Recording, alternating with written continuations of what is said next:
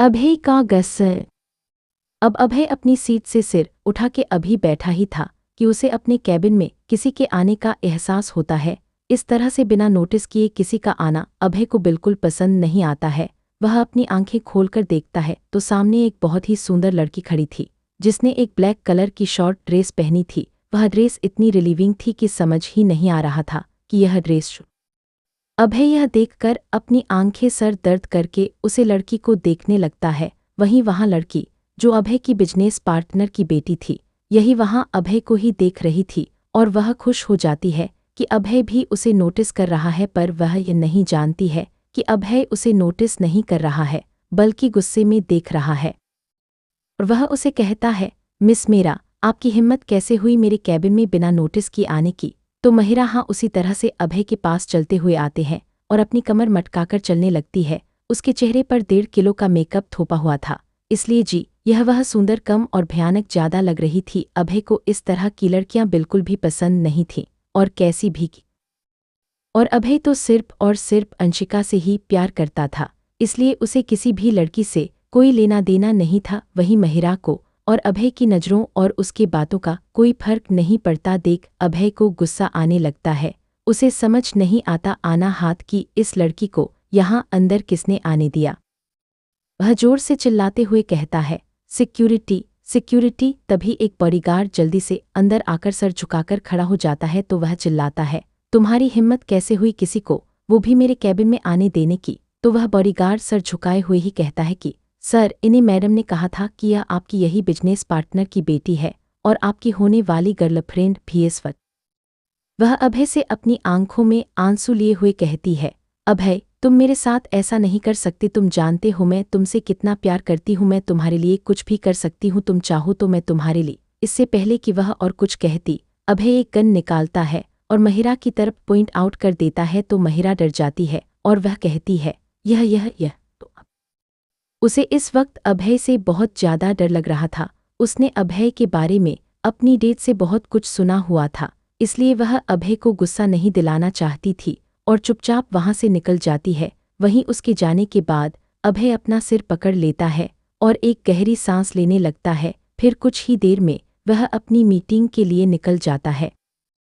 मुंबई में आज रविवार था, इसलिए किसी को भी कॉलेज नहीं जाना था, इसलिए सब लोगों ने बाहर घूमने जाने का प्लान बनाया था। सब लोग जानते थे कि अंशिका अभय के जाने से खुश नहीं है, इस वजह से सब लोग अंशिका का मूड सही करना चाहते थे। वे लोग पहले मिल जाते हैं, वे लोग पहले मॉल में जाकर लड़कियां लेडीज सेक्शन में चली जाती हैं और लड़के वहां बॉयज सेक्शन में चल।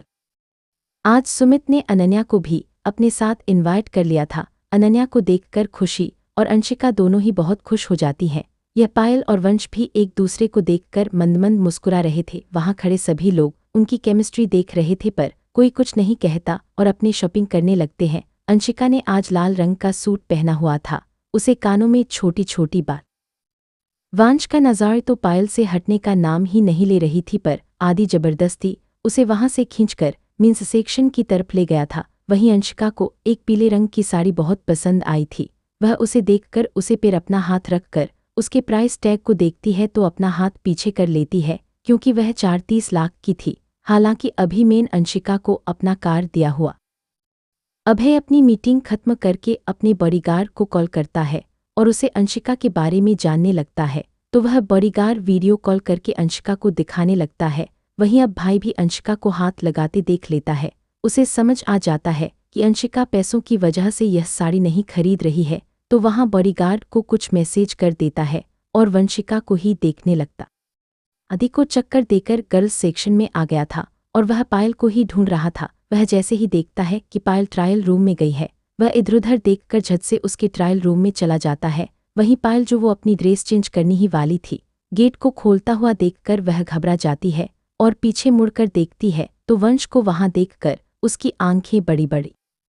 हाँ, उसके होंठों की थोड़ी सी लिपस्टिक वंश के चेहरे पर भी लग गई थी। यहाँ पर वंशु इस पर ध्यान नहीं देता और जल्दी से मेन सेक्शन की ओर चला जाता है। वहीं रास्ते में मिलने वाली सारी लड़कियां वंश को देखकर मुस्कुराने लगती हैं। वंश को समझ नहीं आ रहा था कि सारी लड़कियां उसे देखकर ऐसे क्यों मुस्कुरा रही हैं। वहीं आदि उसे सामने से आता हुआ दिखता है।